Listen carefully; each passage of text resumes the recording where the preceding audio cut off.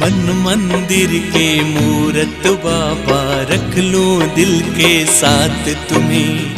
मन मंदिर के मूरत बाबा रख लो दिल के साथ तुम्हें। हे मेरे मन मीत सुना दो अपनी मन की बात तुम्हें। मन मंदिर के मूरत बाबा रख लो दिल के साथ तुम्हें। मन मंदिर के मूरत बाबा रख लो दिल के साथ तुम्हें।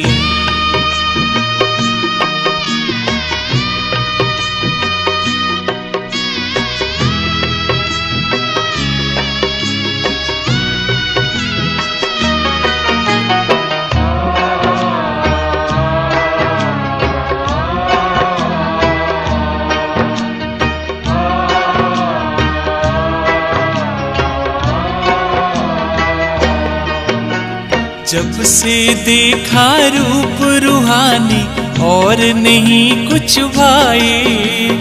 दिल से निकले बाबा बाबा प्यार है इतना पाए।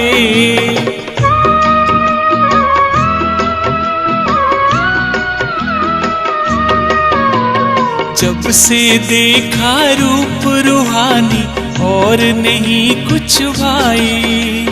दिल से निकले बाबा बाबा प्यार है इतना पाए।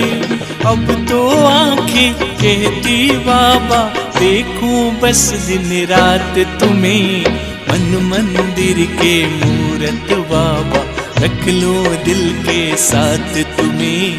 मन मंदिर के मूरत बाबा रख लो दिल के साथ तुम्हें।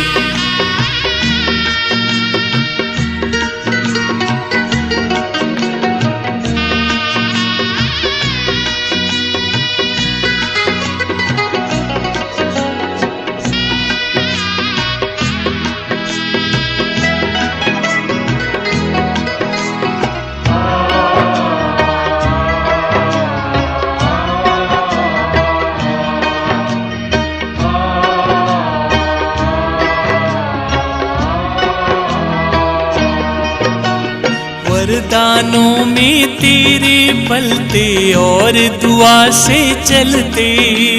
जन्म जन्म की ज्योति जागी दिल में दिया बन जलते।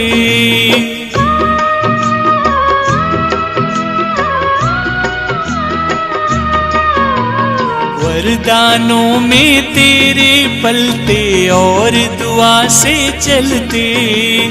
जन्म जन्म की ज्योति जागी दिल में दिया बन जलते। कैसी चिंता कैसा गम हो देकर हाथ में हाथ तुम्हें। मन मंदिर के मूरत बाबा रख लो दिल के साथ तुम्हें। मन मंदिर के मूरत बाबा रख लो दिल के साथ तुम्हें।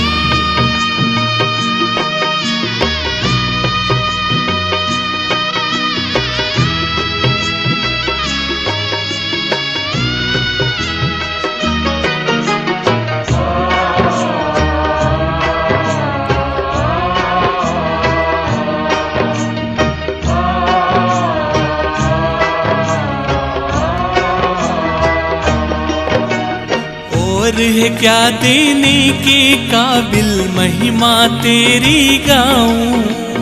कदम कदम श्रीमत पर चलकर तुझ पर वारी जाऊं।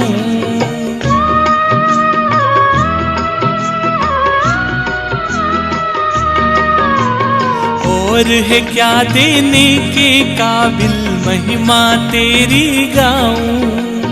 कदम कदम श्रीमत पर चलकर तुझ पर वारी जाऊं। ये जीवन ये धड़कन बाबा अर्पण है सौगात तुम्हें। मन मंदिर के मूरत बाबा रख लो दिल के साथ तुम्हें। मन मंदिर के मूरत बाबा रख लो दिल के साथ तुम्हें। हे मेरे मन मीत सुना दो अपनी मन की बात तुम्हें। मन मंदिर के मूरत बाबा रख लो दिल के साथ तुम्हें।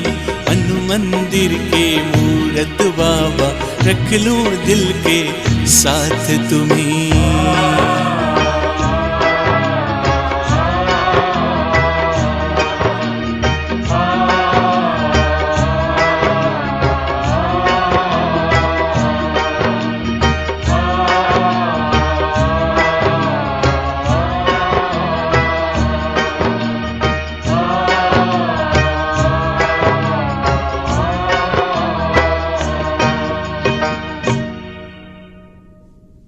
ओम शांति।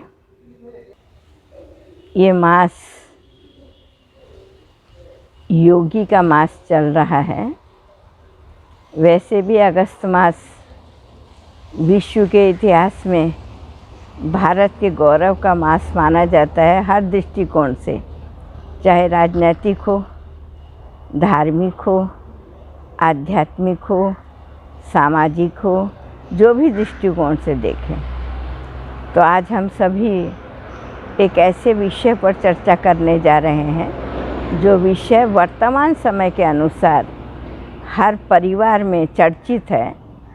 हर एक के दिलों में उसके लिए एक इच्छा है उस विषय पर जानने की, करने की, प्रयोग में लाने की।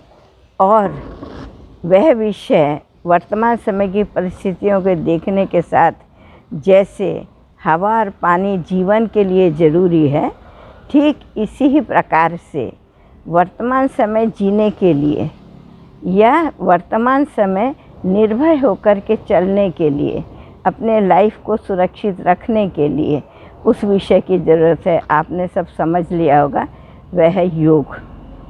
योग, राजयोग और हठ योग। हठ योग और राजयोग के बीच का शब्द है योग। योग दोनों में यूज़ होता है। वैसे भी अगर हम देखें तो योग शब्द कोई नया नहीं है, चाहे वो हठ योग हो या राजयोग हो। भारत ने सारे विश्व को योग और योगी की देन दी है। भारत ने सारे विश्व को ये देन दी है कि योग क्या है और योगी क्या है। मैं किस लिए ये बात कह रही हूँ, भारत जब विश्व गुरु था, आज फिर विश्व गुरु के आधार पर विश्व गुरु की तरफ वो बढ़ रहा है, चाहे वो किसी भी रूप में हो, चाहे व्यवहार के रूप में हो, चाहे कार्य के रूप में हो, चाहे सम्मान के रूप में हो, या अन्य किसी दृष्टिकोण से देखा जाए। तो वो हर दृष्टिकोण से देखा जाए, जीवन के हर पहलू में भारत के योग का स्थान है। लेकिन योग वह चीज़ नहीं जो हम घर बार छोड़ कर के बाहर चले जाएं। प्रैक्टिकली देखा जाए तो विश्व की आदि संस्कृति, आदि सभ्यता अर्थात सतयुग, जब संपूर्ण विश्व भारत के नाम से जाना जाता था, उस विश्व के अंदर जो शक्तियाँ थीं, दो शक्तियाँ थीं। एक शक्ति आध्यात्म की और दूसरी शक्ति थी योग की या राज्य की। आध्यात्म और राज्य को मिलाने वाला एक शब्द था योग। योग माना जोड़, संबंध। विश्व गुरु होने के कारण से धन धान्य से तो संपन्न था, भौतिक दृष्टिकोण से तो संपन्न था, लेकिन चारित्रिक दृष्टिकोण से, व्यवहारिक दृष्टिकोण से, सांस्कृतिक और सभ्यता के दृष्टिकोण से भी भारत उन्नत था, सर्वोच्च उन्नत था जिसको कहा जाता था। वह समय जब आध्यात्म और राज्य दोनों सत्ताएं एक के हाथ में थी। उस सत्ता का आधार क्या था? लोग वर्णन कर देते हैं, लेकिन सत्ता का आधार क्या था वह आज तक पता नहीं चलता है। लेकिन धीरे धीरे हम सत्य से त्रेता की ओर आए। चार पाद अर्थात संपूर्ण धर्म की स्टेज, 16 कला जिसको कहेंगे, वो सतयुग में था। फिर उसके बाद थोड़ी सी कलाएं जब हमारी कम हुए तो जिसको कहेंगे 3 पाद, अर्थात 3 हिस्सा। एक हिस्सा कम हुआ, लेकिन कुछ भी उस एक हिस्से के कारण से कम होने से किसी भी प्रकार की कुछ असुविधा नहीं, ना परिवार में, ना व्यवहार में, ना संपत्ति में, ना स्वास्थ्य में, ना संस्कृति में, ना सभ्यता में, ना धन धान्य में, कोई भी प्रकार की नहीं, जिसके लिए वर्णन किया जाता है दैहिक दैविक भौतिक तापा राम राजना काहू व्यापार। परंतु काल का चक्र वो चलता ही रहता है। सुबह के बाद दोपहर आता है और दोपहर के बाद शाम आता है और शाम के बाद रात आता है। ठीक इसी प्रकार से सुबह का और दोपहर का काल अर्थात 2500 वर्ष का काल वह धीरे धीरे धीरे धीरे नीचे की ओर आने लगा। जब नीचे की ओर आने लगा तो एक ऐसी भावना, एक ऐसा भाव और एक ऐसा विचार किसी के मन में तो पैदा होगा ना, जो समाज के अंदर फैलेगा, जिससे सारा समाज आकर्षित होकर के उस एक धुरी पर बोलो या उस एक पॉइंट पर चलेगा। नहीं, ये तो है ना, किसी एक के मन में ही होगा ना। जैसे कहते हैं मनु को संकल्प आया, सृष्टि तो क्या हो गई, अब इसके लिए क्या करूं, अर्थात ब्रह्मा को संकल्प आया। या जैसे कहा जाता है परमात्मा ने संकल्प से सृष्टि रची। या जैसे कहा जाता है किसी भी कार्य को सफल करने के लिए हमें दृढ़ संकल्प होना पड़ता है। किसी भी कार्य को हो, वो राज्य का हो, परिवार का हो, स्वास्थ्य का हो, समाज का हो, धर्म का हो, किसी भी क्षेत्र में आप देखिए, हमें अपने संकल्प को उसके प्रति लगा देना पड़ता है, समर्पण कर देना पड़ता है। तो योग वह शब्द है जो 2 चीज़ों से मिलकर के बना है और कुछ नहीं है। योग के नाम से जब बहुत ज़्यादा डरने लगे तो उस समय उस योग को परिवार के समीप लाने के लिए क्या करना चाहिए, क्योंकि योग शब्द को इतना ऊंचा ले गए कि परिवार वाले नहीं कर सकते या परिवार में रह कर के नहीं कर सकते, नारियां नहीं कर सकती, हर कोई नहीं कर सकता, और घर बार छोड़ करके कहाँ जा कर के कंदराओं में, जहाँ जीवन सुरक्षित नहीं है, सिर्फ पवन है, कंदमूल है खाने के लिए, कोई सभ्यता नहीं है, कोई व्यवहार नहीं है, सारे वातावरण के अंदर में एक जंगल या एक समाज की बहुत दूरी, अकेलापन, जहाँ पर पशुओं का राज्य जिसको बोलें। अब पशु तो जितना भी होने दो, जैसा भी होने दो, उसको आप जैसा बनाओगे बन जाएगा, लेकिन उसकी वास्तविक जो प्रवृत्ति है या संस्कार है वो तो उसका कैसा है, क्रोध का है ना, हिंसा का उसका संस्कार है ना। उस जगह उस समय पर हमारे योगियों ने तपस्या की और उस तपस्या के अंदर योगी का एक ही लक्ष्य था कि मैं कोई ऐसी चीज़ को प्राप्त करूं जो जिसने इस विश्व को रचा है, जो आज इस विश्व को चला रहा है, वो है कौन। क्योंकि विश्व तो दिन रात चल रहा है, कोई डायरेक्शन देने वाला नहीं कि अभी सूरज उदय हो जाए, अभी सूरज अस्त हो जाए, अभी चंद्र उदय हो जाए, ऐसा तो कोई भी देने वाला नहीं है, कुछ भी नहीं। लेकिन चल रहा है, जीवन की श्वास चल रही है, श्वास चलती है, जीवन है, चला गया तो मृतक कहा जाता है। दिन और रात अपने आप चल रहे हैं। कैसे दिन होता है, सूरज का कोई आह्वान नहीं करता और सूरज को कोई विदा भी नहीं करता, चंद्र का कोई आह्वान नहीं करता, चंद्र को कोई विदा भी नहीं करता है। तो हर चीज़ प्रकृति की सामान्य रीति से, जिसको कहते हैं, या प्राकृतिक रीति से कह रही, इसके पीछे शक्ति कौन सी है। आज एक चित्रकार किसी भी चीज़ को कलर दे, वो वृक्ष को दे और किसी सीनरी को दे, किसी पक्षी को दे, किसी बिल्डिंग को दे, या और भी किसी भावना को कलर दे, उस कलर को देने में, उसको मैचिंग करने में, उसको सेटिंग करने में उसको कितना टाइम लगता है। अभी पूछा जाए, इन फूलों को कलर कौन दिया, इन पत्तियों को कलर कौन दिया, इन वृक्षों को फल कौन दिया, देखा जाए कितनी भी सुंदर कोई पेंटिंग करने वाला हो, कितना भी प्राकृतिक कलर को ला सकता है, प्राकृतिक रंग को ला सकता है। आप किसी भी चीज़ का कोई शेडिंग फूल देखिए, उस शेडिंग फूल के जो शेड होते हैं कितना अच्छा कॉम्बिनेशन होता है और कितने सुंदर लगते हैं। किसी भी, चाहे सिंगल कलर हो, चाहे डबल कलर हो या मिक्स कलर हो। तो ये सब चीज़ों को देखते देखते चिंतन चलने लगा और धीरे धीरे आत्मा को, अर्थात व्यक्ति को, आत्मा शब्द तो नहीं जानते थे, व्यक्ति को कुछ चला गया, कुछ खो गया।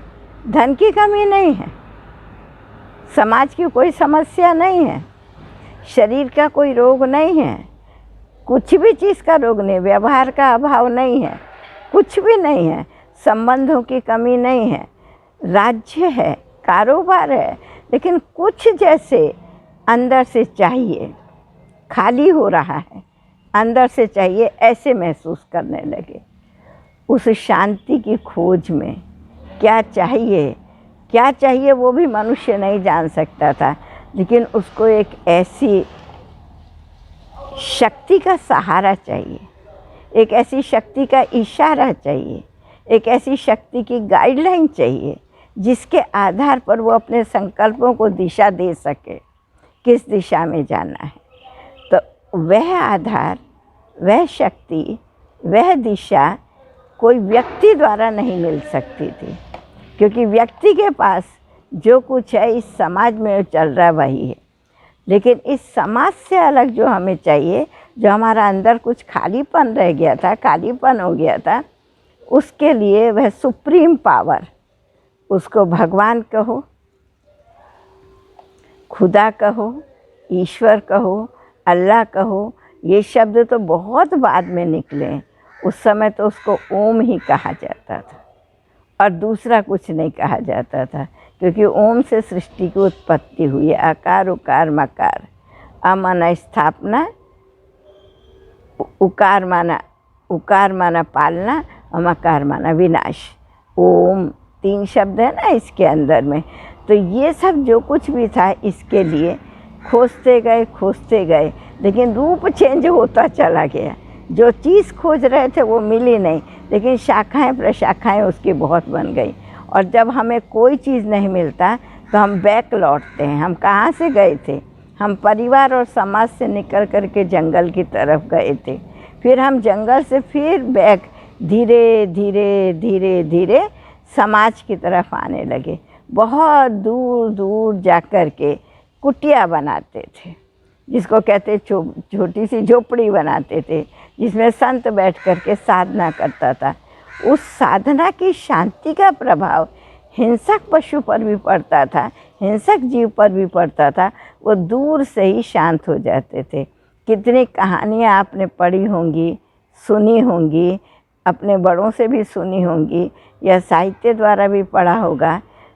सांप भी आता था तो वो दूर से ही फन लगा के उसकी सुरक्षा का साधन बन जाता था। शेर भी आता था, दूर से नमस्कार करके वापस चला जाता था। वो योग की शांति, वो योग की शीतलता, वो योग का एक विचित्र वाइब्रेशन जिसमें कोई शब्द ना हो, ऐसी हमारे योगियों की वो शक्ति थी। क्योंकि उस समय उनको इस भौतिक जगत की कोई चीज़ नहीं चाहिए थी, इसलिए वो उन्नतशील थे, प्रभावित थे, और इसलिए वो अन्य को अपने प्रेम में बोलो, अपने संकल्प में बोलो, अपने आक्रोश में ले लेते थे। लेकिन उस शक्ति को हम क्यों ले रहे हैं, वो कौन दे रहा है, हमें क्या चाहिए? ना प्राप्ति का लक्ष्य मालूम है, ना क्या चाहिए, ना लक्ष्य मालूम है, ना करने की विधि मालूम है, लेकिन कर रहे हैं। तो जब देखा वो भी एक चीज़ नीरस लगने लगी, सरसता धीरे धीरे ख़त्म होने लगी, मानसिक बल धीरे धीरे ख़त्म होने लगा। तो फिर क्या हुआ? एक शब्द निकला योग, दूसरा शब्द निकला योगी। योग और योगी, पहला शब्द था भारत था, अध्यात्म की चार पाद पर, अर्थात चारों तरफ से, जिसको कहते हैं ना संपूर्ण, जिसको संपूर्णता अध्यात्म में, आध्यात्मिकता की संपूर्णता भारत के अंदर थी, तो भारत को कहा जाता था संपूर्ण ज्योति। फिर उसके बाद धीरे धीरे अध्यात्म के बाद, आध्यात्म शब्द का प्रयोग नहीं, लेकिन जीवन आध्यात्मिक था, जहाँ कर्म विकर्म नहीं होते थे, जहाँ कर्म इंद्रियों की कोई चंचलता नहीं थी, सुंदरता थी, लेकिन तामसिक आकर्षण नहीं था उनका, तमोगुणी आकर्षण नहीं था, जिसको कहते हैं दृष्टि की चंचलता। आज कितनी समस्याएं हैं शारीरिक आकर्षण के कारण से। वस्तु वैभव सब थे, लेकिन लोभ नहीं था, जिसको कहा जाता है। पद था, प्रतिष्ठा थी, लेकिन अहंकार नहीं था। परिवार था, लेकिन मोह नहीं था। इच्छा मृत्यु, अकाले मृत्यु नहीं, इच्छा मृत्यु थी। माना सब कुछ उस समय हमको प्राप्त था। कोई भी चीज़ जब भरने का रास्ता नहीं मिलता तो वो खाली होना शुरू हो जाती है, तब उसे बाहर से कुछ लेना पड़ता है, अन्य रास्तों से। तब फिर 3-4 शब्दों का उदय हुआ, योग और योगी। ये शब्द, ये हस्ती। योग एक शब्द है, योगी एक हस्ती है। ये दोनों चीज़ भारत ने विश्व को दी, ये भारत की देन है। भारत ने जो विश्व को दिया, आज तक विश्व भारत के क्या कहेंगे, एहसानमंद है, या जिसको कहो, जो भी कुछ एक शब्द का प्रयोग करो, आज तक विश्व भारत को मानता है। इन सब क्षेत्र से मानता है, चाहे शांति के क्षेत्र से देखो, जो भी हो, भारत हमेशा अपनी मर्यादा के अंदर रहता है, मर्यादा को तोड़ करके बाहर नहीं जाता है। चाहे आपसी संबंध हो, धोखा कभी नहीं देगा। धोखा खाने से सचेत होता है, लेकिन धोखा कभी नहीं देगा। तो कितनी सारी बातें भारत की सभ्यता और संस्कृति के अंदर थी। धीरे धीरे इसके बहुत रूप बन गए, बहुत शाखाएं प्रशाखाएं हो गई, विश्व तक जाने लगे, लोग भटक गए। अभी क्या करना चाहिए, गए, इसके आगे चले, लेकिन देखा इतनी शाखाएं प्रशाखाएं, इतने मतांतर इतने सारे हो गए। लेकिन आप सोचिए, विस्तार भी बहुत ज़रूरी है, अनेकता भी बहुत ज़रूरी है। अनेकता में एकता हो और एकता में अनेकता, ये चलता चला आ रहा है। अभी का समय है जब योग और योगियों ने अनेकता में एकता की दिशा खोजनी शुरू करी। लेकिन वो मिली कैसे? तो हर कार्य मनुष्य अपनी लिपिट तक कर सकता है, लेकिन उसके ऊपर जाने के लिए जो इस सृष्टि से न्यारा हो, जो इस सृष्टि से न्यारा हो, वही इस कार्य को कर सकता है, वही इस बात को जान सकता है। जैसे सैटेलाइट आजकल आप लोग देखते हो, कैसे उसके अंदर सब चीज़ आ जाता है। तो सैटेलाइट पवन में, जिसको नेट द्वारा सब चीज़ें लेते हैं, आप स्पीक करेंगे तो वो आपको जो चीज़ मांगेंगे वो दे देंगे, आप लिख देंगे वह भी चीज़ वो आपको दे देगा। कहने समझे नहीं? तो ये क्या है? मनुष्य की कृति है, रचना है। लेकिन इसके ऊपर जो है, कुछ कहना ना पड़े, कुछ करना ना पड़े, कोई चीज़ के सांचे में, उसका मोबाइल के सांचे में ढालते हैं तो उसमें आता है ना, मोबाइल के सांचे में तो रखना पड़ता है। लेकिन इन सबसे परे जब देखा, किसी भी बंधन से या किसी भी साधनों से या किसी भी साधना से ये विश्व अभी चलने वाला नहीं है। इसको वह दिशा चाहिए जिस दिशा के अंदर सब चीज़ सबके लिए हो, और सबसे ऊपर जाति, धर्म, भाषा, विद्या, आयु, वर्ग, सबसे परे हो, सब सभ्यता, सब संस्कृति, सबसे परे एक ही निराकार है, जिसको ऊपर देख करके कहते हैं सबका मालिक एक है, फिर बटा हुआ क्यों संसार है। तो हम सब एक को मानते हैं, लेकिन एक को ना जानने के कारण से हम आपस में विभाजित हो गए हैं, और उस विभाजन ने घृणा का रूप ले लिया है, घृणा ने हिंसा का रूप ले लिया है, और हिंसा ने पूरा विनाश का रूप ले लिया है। अब वो किसी भी प्रकार की हिंसा, अब क्या करना चाहिए? विश्व तो अविनाशी है, लेकिन परिवर्तनशील है। क्योंकि तत्व विनाशी है, आत्मा विनाशी है, परमात्मा विनाशी है। तो योगियों का योगेश्वर, आत्माओं का परमात्मा, गुरुओं का भगवान, जो कुछ भी बोलो, जो भी बोलो, जैसे भी बोलो, धर्म का, ज्ञानियों का ज्ञान सागर, एक वह हस्ती है जिसको ज्योति, निराकार, प्रकाश, लाइट, प्राण, शक्ति, कितने सारी चीज़ों का हम प्रयोग करते हैं। वह जो चीज़ है, वह चीज़ का जो प्रयोग हो रहा था, उसके ऊपर वह निराकार परमपिता परमात्मा ज्योति बिंदु स्वरूप, जिनका गुण और कर्तव्यवाचक नाम है, उन्होंने अपना परिचय अपने आप दिया और आकर के मैं किस लिए आया हूँ। आपका जो बुद्धि योग सारे संसार में भटक करके आप दुखी अशांत हो गए हो, अपने साथ जुड़ाऊँ, जिससे मेरे में जितनी चीज़ें हैं, जितने गुण हैं, जितनी शक्तियाँ हैं, जितनी कलाएं हैं, जो कुछ भी है, वह चीज़ तुम बच्चों को प्राप्त हो सके। तो 1937 के अंदर में निराकार परमात्मा पिता ने जिस मनुष्य तन का आधार लिया, जिसका गुण और कर्तव्यवाचक नाम ब्रह्मा रखा, उसके तन में बैठ कर के हमें राजयोग की शिक्षा दी, जिस शिक्षा को हर आयु का, हर भाषा का, हर धर्म का, हर संस्कृति का, हर सभ्यता का और विश्व के किसी भी कोने में रहने वाला हो, वह कर सकता है। क्यों? अपने को शरीर समझने से कितनी सारी समस्याएं पैदा हो रही। जब हम अपने को इस शरीर को चलाने वाली चैतन्य सत्ता आत्मा समझते हैं, तो आत्मा और परमात्मा के बीच में, शरीर के बीच में बहुत सारी चीज़ें हैं। धर्म है, जाति है, रूप है, रंग है, लिंग भेद है, बहुत सारी चीज़ें हैं, उनकी गिनती नहीं कर सकते। और उससे होने वाली समस्याएं भी, जितने आकाश में तारे हैं कि सिर में बाल हैं कि शरीर में नसें हैं, उससे भी ज़्यादा समस्याएं समाज के अंदर अपने को देह समझने के कारण, शरीर समझने के कारण हो गया। तो वह पिता परमात्मा जानता है कि आज मेरे बच्चों को क्या चाहिए। फ्री छोड़ दिया उसने खेलने के लिए। क्यों? हम स्वतंत्र हो गए और समझदार थे, लेकिन धीरे धीरे धीरे धीरे हम क्या हो गए, उसने देखा, फिर वो आया संभालने के लिए। तो आज हमारा विषय है योग बल, अर्थात बल अर्थात शक्ति, उसको जमा कैसे करा जाए। कोई भी शक्ति संग्रह की जाती है, जैसे इलेक्ट्रिसिटी हम जमा करते हैं तो पूरे शहर को मिलती है ना, पानी द्वारा करंट को लेते हैं, फिर उसका संग्रह करते हैं। कोई भी चीज़ हो, किसी भी प्रकार की शक्ति हो, विद्या जो हम बचपन से पढ़ते जाते हैं, अनुभव के आधार पर, स्मृति के आधार पर बुद्धि में जमा करते जाते हैं।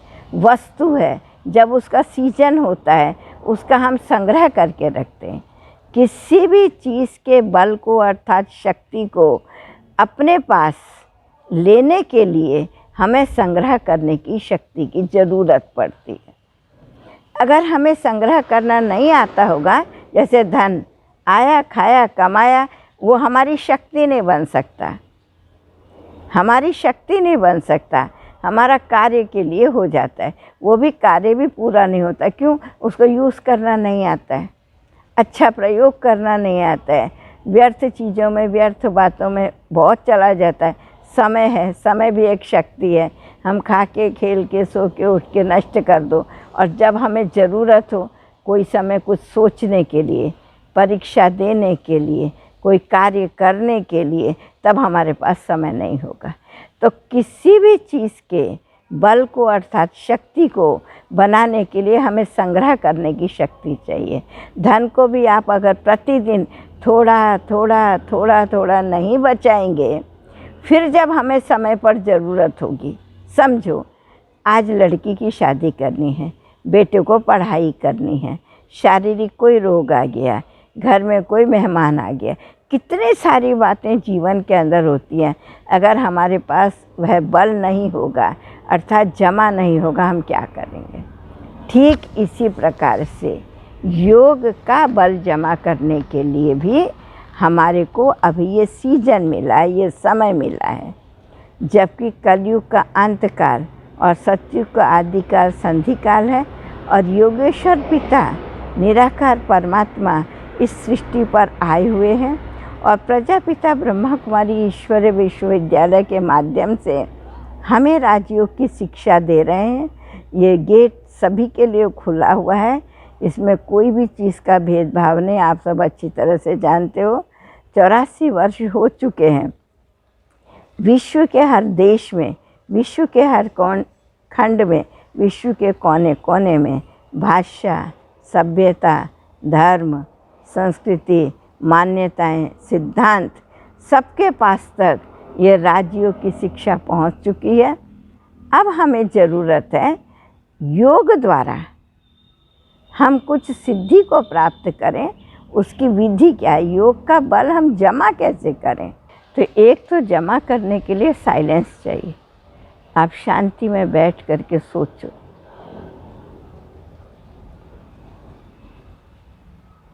और सिमरण करो या उन शिक्षाओं को जो हमारे को किसी भी चीज़ के, चाहे भौतिक दुनिया की चीज़ कोई हो, चाहे धार्मिक दुनिया की हो, चाहे शैक्षणिक लाइफ की हो, माना शिक्षा के क्षेत्र में हो, जिस क्षेत्र में भी होने दो, परिवार के जिस क्षेत्र में भी होने दो, उस शक्ति को जमा करने के लिए एक तो हमें उसकी विधि चाहिए, दूसरा हमें उसके लिए समय चाहिए, तीसरा उससे होने वाली प्राप्तियों को चाहिए, हमें पता होना चाहिए, चौथा हमें कोई भी गाइड चाहिए।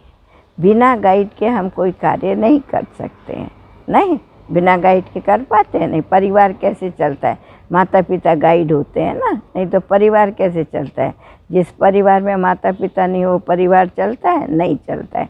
इसी प्रकार अब ये विश्व चल नहीं रहा है, चिल्ला रहा है, जल रहा है विकारों की अग्नि में, दुख शांति से चिल्ला रहा है। तो इस विश्व का माता पिता, अब उसने हमको बताया कि आप एक चीज़ याद रखो, कोई भी चीज़ को जमा करने के लिए एकाग्रता की ज़रूरत होती है। वो सब चीज़ें तो आप जमा करते, मैं उसको नहीं कहती हूँ, लेकिन एकाग्रता की ज़रूरत होती है। एकाग्रता के लिए हमें एक कोई चाहिए। हर योगी का कोई ना कोई एक लक्ष्य होता है, एक केंद्र बिंदु होता है जिसको लेकर के वो चलता है, और चलते चलते चलते चलते वो उस मार्ग के ऊपर में क्या हो जाता है, एकदम से संपन्न संपूर्ण बन जाता है। माना सब दीक्षा शिक्षा सब शक्ति उसके पास उसकी आ जाती है, चाहे वो कोई भी हो, किसी भी क्षेत्र में हो। जैसे हमने देखा राज्य के क्षेत्र में हमारे नेताओं को हमने देखा, धर्म के दर्शन के क्षेत्र में हमने हमारे दार्शनिकों को देखा। आज मुझे याद आता है राधा कृष्णन जी को आज सर्वपल्ली क्यों कहा जाता है? सर्वपल्ली कहने का कारण है, राधा कृष्णन को सर्वपल्ली कहने का कारण है कि उन्होंने साइकोलॉजी में पीएचडी किया, लेकिन बुद्धि उनकी इतनी एकाग्र थी। फिलॉसफी में पीएचडी किया तो इतनी एकाग्र थी कि वो राज्य को क्या, देश को चला पाए। तो वो एकाग्रता की शक्ति, उन्होंने सत्य तक पहुंचने की कोशिश करी। सत्य के आगे, यूनिवर्सल सत्य के पास नहीं गए, अर्थात रात दिन, जन्म मृत्यु, ये जो कुछ भी है इस तक ही उन्होंने बुद्धि को। अब ये कहें ये पहला दिन कब शुरू हुआ, पहली रात कब शुरू हुई, पहला जीवन किसको मिला, पहली मृत्यु किसकी हुई, इसका तो कोई आंसर नहीं है, तो यूनिवर्सल है। अब हम पूछे पहले रात हुए या दिन, आपके पास आंसर है? नहीं है। पहले बीज हुआ या वृक्ष, आपके पास आंसर है? नहीं है। तो क्यों चीज़ यूनिवर्सल है उसके हमें क्यों या क्या में नहीं जाना चाहिए। तो राधा कृष्णन जी ने यही किया, इसमें यूनिवर्सल चीज़ में नहीं जा कर के जो है, जो चल रहा है, निरंतर है, जो लगातार है, उसके अंदर में गए। तो उनकी बुद्धि ऐसी रही जिसका कंट्रोल उनके हाथ में रहा, अर्थात वो अपनी बुद्धि को डिस्टर्ब नहीं किया, इनबैलेंस नहीं किया, तो उनके पास क्या हो गया, वह जो दर्शन शास्त्र की शक्ति बोलो, विद्या बोलो, समझ बोलो, वो उनके पास जमा हो गई, जिसके आधार पर वो निर्णय लेते थे, जिसके आधार पर वो अपने कार्य में, अपने जीवन में सफल होते थे। तो आज वही परमपिता परमात्मा ने राजयोगियों का एक संगठन बनाया है। हर योगी का एक लक्ष्य होता है, हर योगी का एक केंद्र बिंदु होता है, हर योगी का कोई एक होता है, चाहे वो चेतन हो चाहे वो जड़ हो। या तो किसी भी आकार को वो अपने ध्यान का केंद्र बना लेवे, या किसी एक व्यक्ति को मान लेवे, किसी एक व्यक्ति को मान ले कि यही मेरा इष्ट है, यही मेरा आराध्य है, यही मेरे मानने योग्य है। नहीं तो परमात्मा को मान लेवे, या जिसको भी प्रभु, ईश्वर, खुदा, अल्लाह कहता है उसको मान लेवे। परंतु जिसको भी मानेंगे उसके ऊपर भी कोई है, सबसे ऊपर जिसके नहीं है। तो हम जानते हैं, हम सब राजयोगियों का, हम सब राजयोगी हैं ना, हम सब राजयोगियों का, राजयोगी क्यों कह रहे हो, कर्म योगी। कर्म, राज माना कर्म, कर्म करते हुए हम योग करते हैं, हम घर बार नहीं छोड़ते हैं, ठीक नहीं।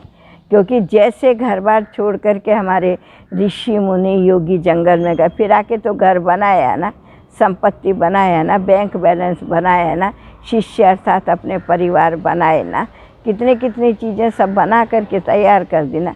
लेकिन परमात्मा पिता जो कि सबका माता, एक परिवार है, विश्व एक परिवार है, सुधा शुरू से परिवार के रूप में चला है, और परमात्मा भी हमारा माता पिता, बंधु, सखा सब कुछ है।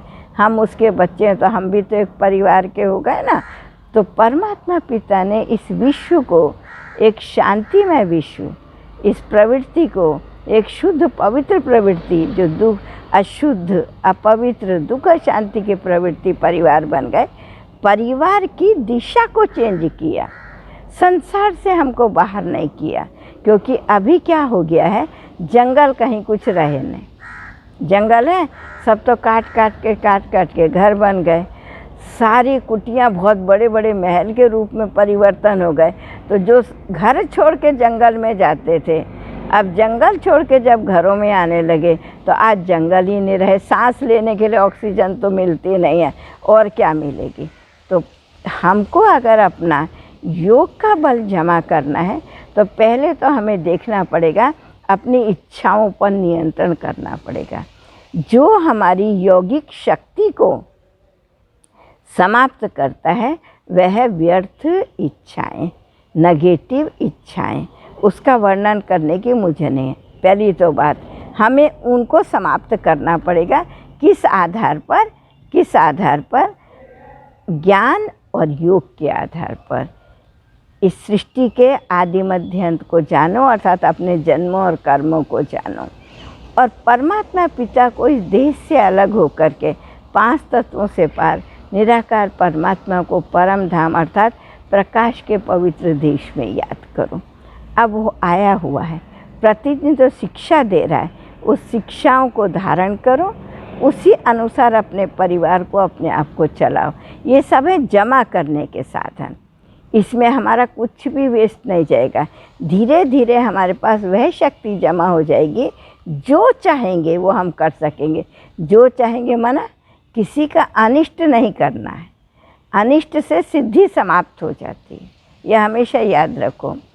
अनिष्ट किसी का नहीं करो, माना किसी को दुख देने के लिए अपनी सिद्धि को यूज़ नहीं करो। दूसरी चीज़, अपनी ज़रूरत को पूरा करने के लिए अपनी सिद्धि को यूज, क्योंकि कोई सिद्धि को धन कमाने के रास्ते में लगा लेते हैं। नहीं, हमें क्या करना है, धारणाओं को, गुणों को कमाने का है। तो योग बल जमा करने के हमारे कुछ तरीके हैं। फर्स्ट चीज़, पहली चीज़, हमारी इच्छाओं को कम करके हमारी आवश्यकताओं को ध्यान दें। दूसरी चीज़, हम खुद को समझें और किसी एक को, वो एक जो एक ही है, बाकी तो सब चीज़ अनेक हो सकती हैं, एक जो एक ही निराकार परमात्मा है उसके हम सब हैं। इसलिए हम उसकी संतान होने के कारण हम सब आपस में भी एक हैं, अर्थात भाई भाई हैं। जब एक हो गए, भाई भाई हो गए, एक पिता परमात्मा के हो गए, तो हमारा एक परिवार हो गया। तो परिवार में स्नेह की शक्ति जमा रहती है, परिवार में कार्य करने की क्षमता जमा रहती है। ठीक इसी प्रकार से हमारे हृदय में भी सभी के लिए प्यार रहेगा, शारीरिक प्यार नहीं, आत्मिक प्यार, पवित्र प्यार। तो प्यार की भावना हमारे योग बल को जमा करती है। जरूरी संकल्प जो हम आत्मिक स्थिति में स्थित होकर के करते हैं, वो हमारे योग बल को जमा करती है। तीसरी चीज़, जब हम सबको उस आत्मिक दृष्टि से देखते हैं तो हमारा कुछ भी वेस्ट नहीं जाता। ये ऐसा है, ये ऐसा है, ऐसा है, अर्थात जिसको परमात्मा पिता कहता है पर चिंतन, पर दर्शन, पर मत, ये सब चीज़ों से हमारी जो शक्ति नष्ट हो रही थी, मानसिक पावर जो हमारी नष्ट हो रही थी, इसमें हमारा धन भी नष्ट हो रहा था, शारीरिक क्षमता माना शरीर की शक्ति भी इसमें नष्ट हो रही थी। समय जो कीमती चीज़ है, स्वास्थ्य वापस आ जाएगा, विद्या वापस आ जाएगी, लेकिन समय वापस नहीं आ सकता। तो समय के लिए कहावत है, याद रखो, अगर आप समय को नष्ट कर देंगे, समय आपको नष्ट कर देगा। जैसे युवा काल में कोई सोचते हैं धन है, खाओ पियो मौज करो, लेकिन उनका जब चरित्र नष्ट हो जाता है तब क्या होता है? जब युवा काल पूरा हो जाता है, जब धीरे धीरे इंद्रियां शिथिल होने लगती हैं, परिवार वाले हमसे घृणा करने लगते हैं, हमको सहयोग नहीं देते उस रास्ते पर, स्वास्थ्य हमारा समाप्त हो जाता है, चरित्र गया, परिवार दूर भागता है, स्वास्थ्य खत्म हो जाता है, धन खाली हो जाता है।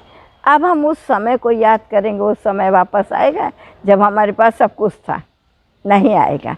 तो इसके लिए कोई भी चीज़ का सीजन होता है जमा करने का। अभी राजयोग का बल जमा करने का सीजन है, जबकि परमात्मा पिता आया हुआ है, समय राजयोग की शिक्षा प्रतिदिन दे रहा है। फिर ये समय भी निकल जाएगा।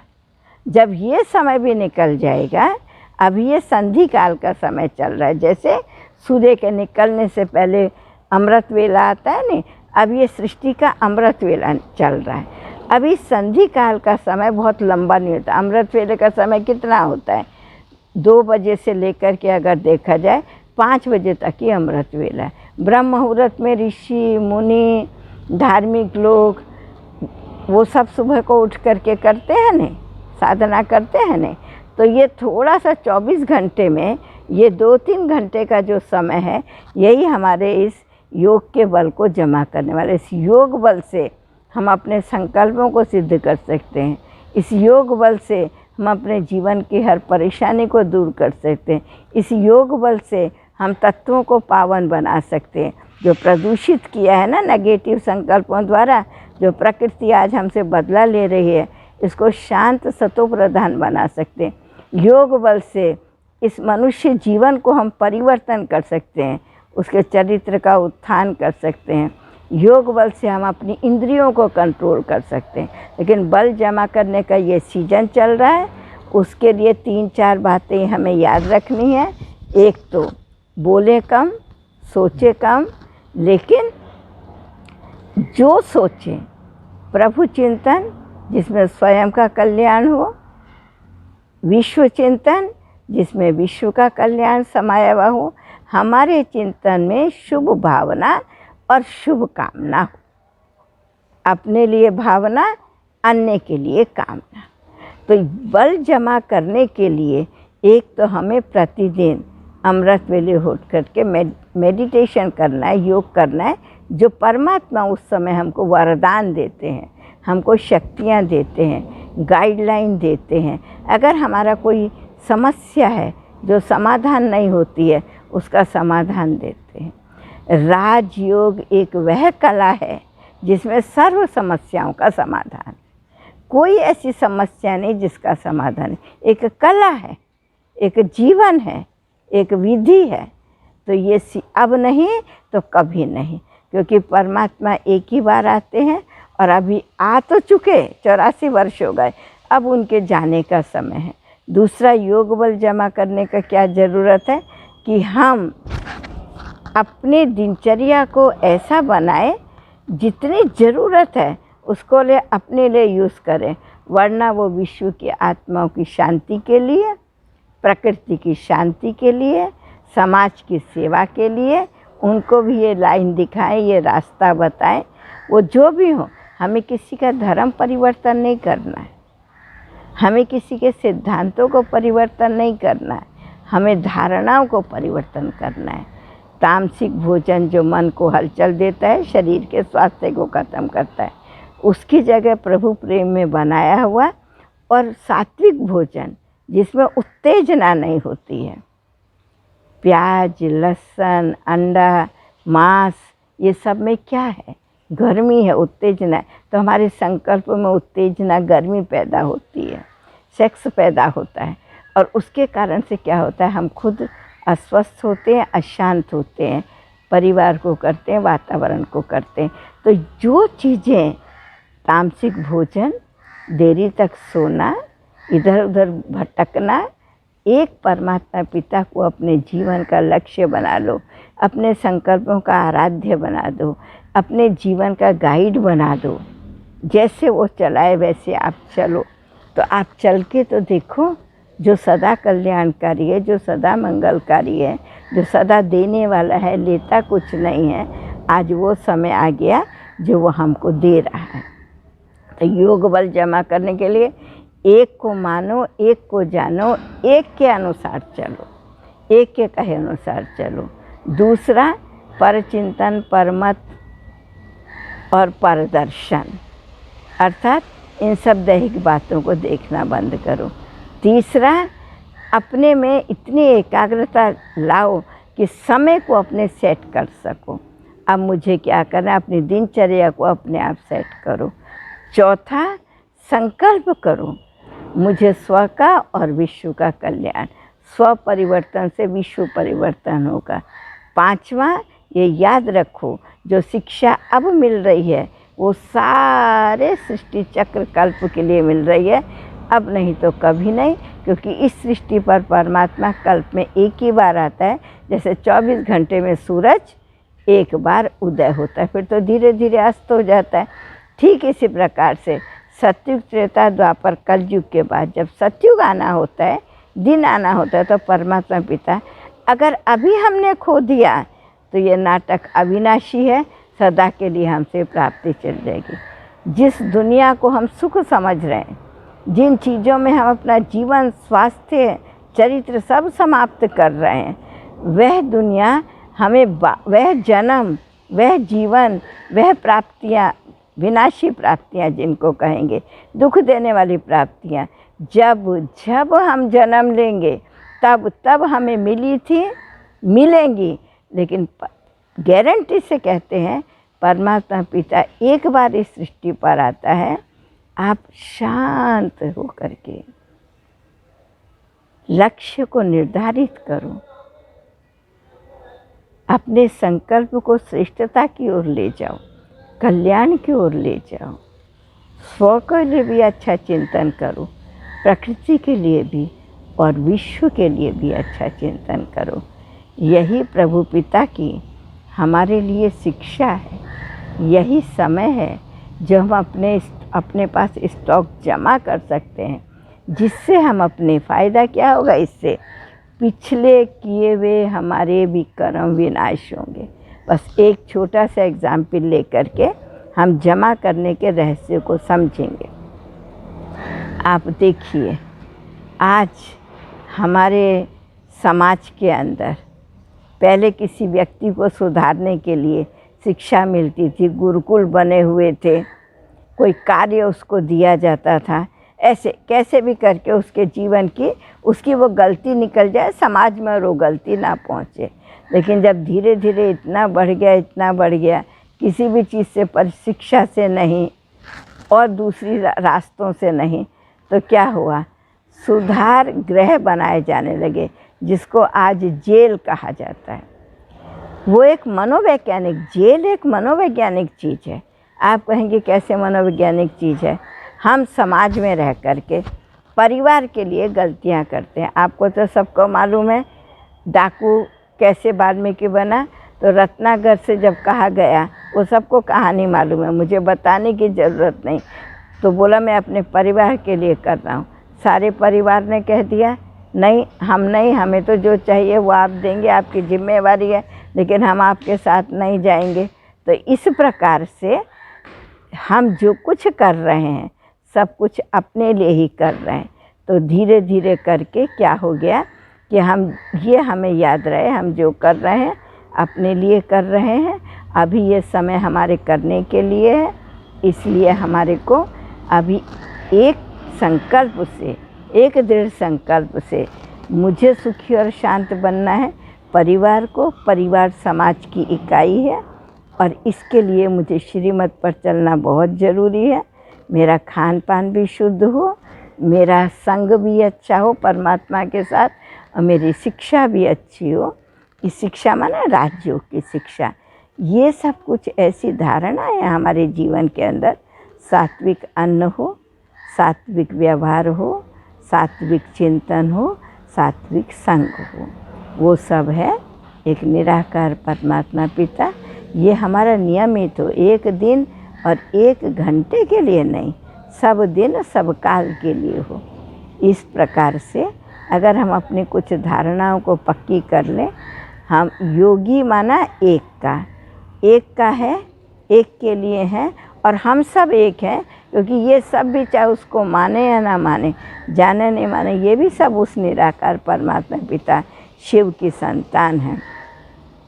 इस चीज़ को समझने से हमारी जो है योग का बल अर्थात योग की शक्ति जमा होगी, जिस शक्ति से हम अपने जीवन को क्या कर सकते हैं, हम अपने जीवन को श्रेष्ठ बना सकते हैं और अपने संकल्प को सिद्ध कर सकते हैं। सिद्ध माना कल्याण के लिए, ऊंचाई के लिए। सिद्ध बोले तो किसी को नुकसान पहुंचाने के लिए, इस दुनिया की कोई चीज़ को लिए। तो अभी समय है, हम एक के हैं, एक को देखें, एक के साथ चलें और सबके साथ एक जैसा ही व्यवहार करें, अर्थात जो परमात्मा पिता समझाता है। तो अनेक में भी हम एक होंगे, अर्थात अनेकों में ना जा कर के हमें अपनी बुद्धि को, अपने जीवन के लक्ष्य को निर्धारण करना है। ओम शांति।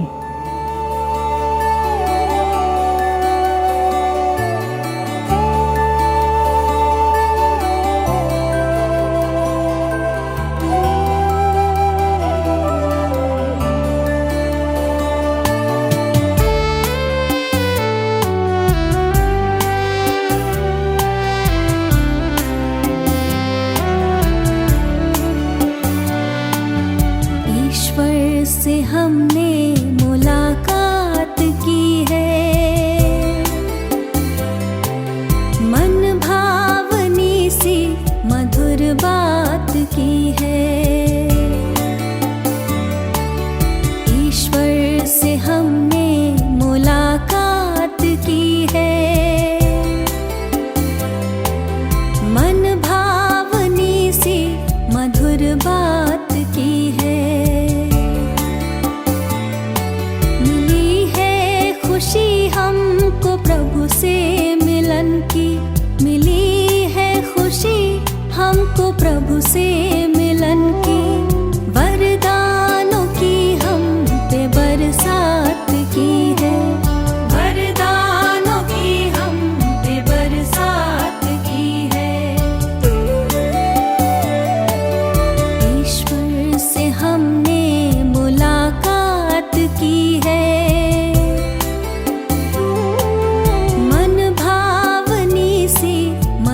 बात की है।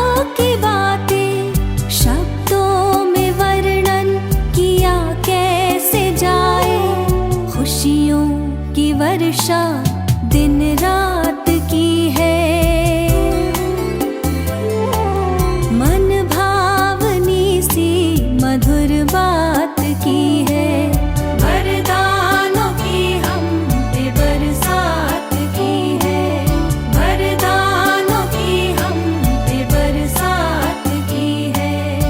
ईश्वर से हमने